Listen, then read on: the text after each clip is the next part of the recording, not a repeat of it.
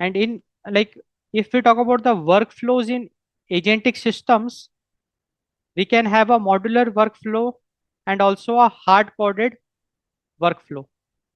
So it will decide the agility factor.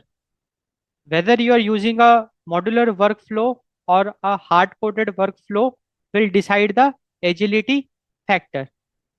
If we talk about hard coded workflow, so hard coded workflow means it is predefined, and no matter what kind of uncertainty the system will see, it will remain fixed. It will not adapt.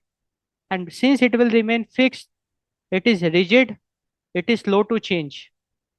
So hard coded workflows, if we talk about, they are rigid, slow to change.